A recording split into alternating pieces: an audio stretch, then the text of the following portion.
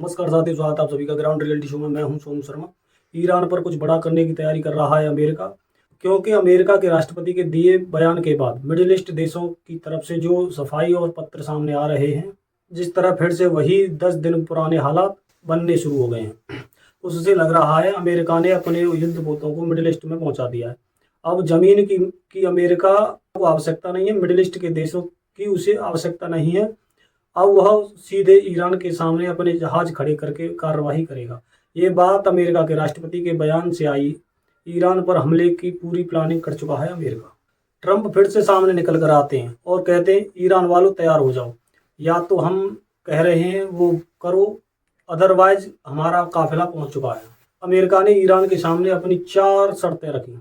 Uranium enrichment पर पूर्ण प्रतिबंध, पहले से संवर्धित यूरेनियम को हटाना, लंबी दूरी वाली मिसाइलों की संख्या सीमित करना, क्षेत्रीय प्रॉक्सी बलों को मदद देना बंद करे, और इनमें से कुछ भी नहीं मानने वाला है ईरान। अमेरिका जिस तरह से वेपन ऑफ मास सेक्शन का नाम लगाकर इराक पर हमला किया था, ऐसे ही न्यूक्लियर का नाम लगाकर ईरान पर हमला करते हुए समय खुद को जस्टिफाई कर रखेगा कि हमला सही किया। अमेरिकी राष्ट्रपति ने जैसे ही ये बात बोली, तत्काल प्रभाव से मीडिया में ये बात निकल कर आती है, और इनके साथ में गाजा बाजा बजाने वाले सांसद हैं, वो बाहर निकल कर वाह ट्रंप कर कहने लग जाते हैं। जो ट्रंप ने वेनेजुएला के साथ किया वही ईरान के साथ कर रहे हैं, क्योंकि ईरान तेल बेचता है। State of Hormuz through America अपने युद्धपोतों का बड़ा बेड़ा भेज रहा है, जिसमें कई जहाज होंगे। उनको लीड इब्राहिम लिंकन कर रहा है, जो अमेरिका के बड़े युद्धपोतों में आता है। सोचो, उसमें इतना फ्यूल है, वो 35 साल तक बिना रुके चल सकता है। आप पूछोगे कैसे, ऐसा उसमें क्या है? उसके अंदर न्यूक्लियर रिएक्टर लगा हुआ है, वो चलते चलते ही रह सकता है। उसके अंदर इतना फ्यूल है, आप इससे अंदाजा लगाइए, मतलब इतना रिएक्टर के अंदर पावर है। तो उस तरह से ट्रंप ने वेनेजुएला को जैसे घेरा था, ईरान को भी वैसे ही घेरेंगे। ईरान जो चोरी छिपे तेल बेचता है, अब स्टेट ऑफ हॉर्मुज के थ्रू नहीं बेच सकेगा।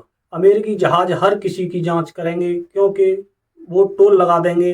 जांच करेंगे तो ईरान घुटन महसूस करने लगेगा, फिर कोई गुस्ताखी करेगा और अमेरिका पर हमला करेगा। ट्रंप अपनी तरफ से अब अचानक बाहर निकल कर आए, उस कहानी पर बात करते हैं। ट्रंप चुप कैसे थे?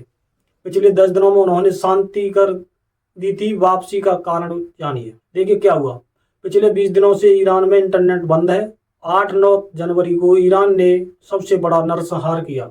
आपको इतने भयानक नरसंहार नहीं देखा होगा।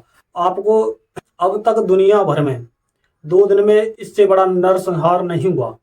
ये बात और पुख्ता हो जाती है, क्योंकि ईरान में 20 दिन से इंटरनेट बंद है। जो ईरान से तस्वीरें आती हैं, उनमें आज भी गोलियां चलने की आवाज़ें आती हैं। लगातार 20 दिन से ईरान जेल बना हुआ है। ईरान की कोई खबर बाहर नहीं आ रही है। ईरान की फौजें इराकी मिलिशिया को बुलाकर, गुंडों को बुलाकर अपने प्रदर्शनकारियों को मरवा रही है। ऐसे में ये घटना अब बाहर निकल कर आने लगी है। यूएस का एक बेड़ा अब चलना शुरू हुआ है साउथ चाइना से towards Iran. US career strike group is now in the middle east. ये जानकारी बाहर आ चुकी है। इसे लीड कर रहा है अब्राहम लिंकन, जो 1988 में बना था। इसकी लंबाई 333 मीटर है। इस जहाज की सबसे बड़ी खासियत यह है कि 75 से 80 एयरक्राफ्ट एक साथ लेकर चल सकता। अमेरिका ने बाकायदा सेंट्रल कमांड बनाया है।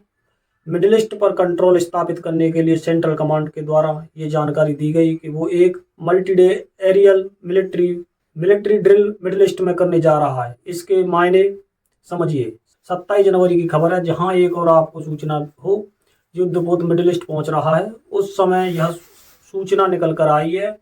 अमेरिका के द्वारा इसी समय अभ्यास किया जा रहा है। मतलब यह है कि ईरान से लड़ना है तो America multi day military exercise करने के लिए शुरू हो चुके हैं। अब खबर यह है, ईयू ने भी अपनी तरफ से क्रैकडाउन करने शुरू कर दिए हैं, क्योंकि ईयू भले ही अमेरिका के खिलाफ बोले, यूरोपीय यूनियन साथ नहीं छोड़ सकती, क्योंकि नाटो का आर्टिकल 5 एक्टिवेटेड है, जिसमें साफ है अमेरिका पर हमला सब पर हमला माना जाएगा। अमेरिका ईरान पर जाकर हमला करता है, उधर से ईरान बदले की कार्रवाई करता है, तो ये 27 के 27 देश अमेरिका का साथ देंगे। ये भी अपने सैनिकों को तैयार कर रहे हैं। अब बात करें ये घटना बदली कैसे। हुआ ये, इराक को धमकाते हुए कहते हैं बहुत हुआ सम्मान, तुम लोग ईरान में मारागिरी करेंगे तो तुम्हें पहले मारेंगे, तुम्हारे पास तो लड़ने की जगह भी नहीं है। इराक वालों को धमका दिया है। ये खबर 15 जनवरी की है। तुर्की ने कहा कि वो ईरान के बॉर्डर पर बफर जोन बनाएगा। तुर्की बफर जोन इसलिए बनाएगा कि युद्ध के दौरान तुर्की में प्रवेश ना करें, क्योंकि ईरान का तुर्की से बॉर्डर जुड़ता है। तो उन लोगों का बफर जोन में एक ऐसे क्षेत्र में जो ना तुर्की का ना ईरान का कहलाएगा, वहाँ इन लोगों को रख लूंगा। इस तरह से इसने बफर जोन क्लियर कर दिया है। मतलब समझ रहे हैं, इराक को धमका दिया गया, तुर्की तैयारी कर रहा है, बफर जोन बनाऊंगा। पाकिस्तान तो दुम दबाकर बैठा है, अफगानिस्तान में कुछ है नहीं, सेंट्रल एशिया आएगा नहीं। ऐसे में ईरान अपनी तरफ से तैयारी करते हुए कह रहा है कि गलती से अमेरिका वालों तुमने कुछ भी करने का प्रयास किया तो हम जवाबी कार्रवाई करेंगे। ईरान के प्रेसिडेंट ने अपनी तरफ से सऊदी के प्रिंस मोहम्मद बिन सलमान को कॉल किया। ये 27 जनवरी की खबर है। ईरान के प्रेसिडेंट ने कहा अगर यूएस के थ्रेट से क्षेत्र में अस्थिरता आती है तो तुम संभल कर रहना। अमेरिका अपनी जिद पर ईरान पर पूरी तरह मैक्सिमम स्ट्रेस की पॉलिसी बनाते हुए अपने सारे जहाज़ों को लेकर पानी में खड़ा हो गया है। मिडिल ईस्ट के देशों ने कहा आप हमारी जगह यूज मत होने देना। असल में धोखा तो ईरान को मिडिल ईस्ट के देश दे रहे हैं। हमारी जगह यूज मत होने देना, लेकिन आप अपना पानी का बेड़ा लाओ फिर मार लेना। मैं अपने आप को तो बचा लूँगा, तुम पर हमला किसी और से करवाऊंगा। इस रणनीति को बनाकर चल रहे हैं। इससे खेला आगे की तरफ बढ़ रहा है। स्ट्रेट ऑफ हॉर्मुज में अमेरिका आकर खड़ा होगा। जब वो शैडो पर पाबंदी लगाएगा, ईरान रिटेलिएट करेगा। खेला अब और तेजी से आगे बढ़ रहा है। इनकी क्या कहानी है। कुछ दिन पहले तो ट्रंप को इजराइल के प्रधानमंत्री बात कर समझा रहे थे, सर हमला मत करिएगा। अब कह रहे हैं सर हम इतना बुरी तरह से मारेंगे कि ईरान वाले समझ नहीं पाएंगे। ये 10 दिन पहले ट्रंप से कह रहे थे हमला मत करना, मतलब अब बदल गए हैं। इजराइल पूरी तैयारी में आ चुका है, क्योंकि अब उनको समझ में आ चुका है, क्योंकि अमेरिका अपने युद्धपोत लेकर पहुंच चुका है। अमेरिका पीछे नहीं हटेगा, अब तैयार है सब। देखते हैं आगे ट्रंप की क्या रणनीति होती है। वीडियो अच्छी लगी हो तो लाइक करें, शेयर करें, कमेंट करें और चैनल को सब्सक्राइब करें। जय हिंद।